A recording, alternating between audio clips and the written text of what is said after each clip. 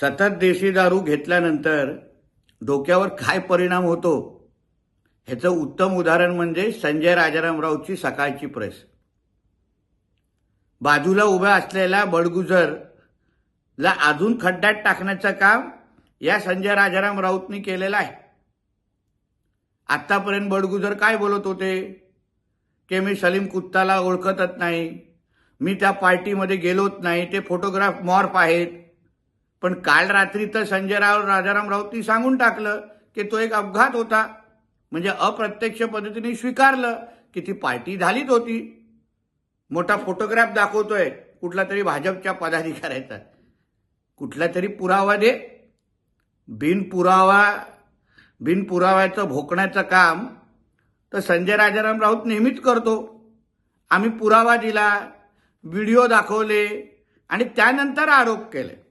आता ती पार्टी भाजपच्याच पदाधिकाऱ्यांनी बोलवलं, हे फोटोग्राफ दाखवून होणार नाही.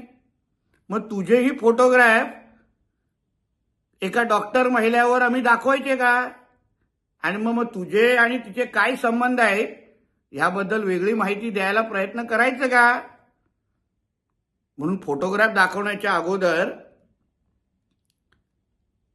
बडगुजरच्या मागचा गॉडफादर कोण हे तू आजच्या पत्रकार परिषदेमध्ये दाखवून दिलेला आहेस. गृहराज्यमंत्री शिवसेनेकडे कधीच नव्हतं. म्हणून थोडं शुद्धीत राहून जरा इतिहास तपास, मग तुला कळेल की कोणाकडे गृहराज्यमंत्री पद केव्हा होतं हे नक्की तुला कळेल. जाता जाता एवढंच सांगेन कि सुधाकर बड़गुजर तो सिर्फ झांकी है, संजय राजाराम राउत को अंदर जाना अभी तक बाकी है.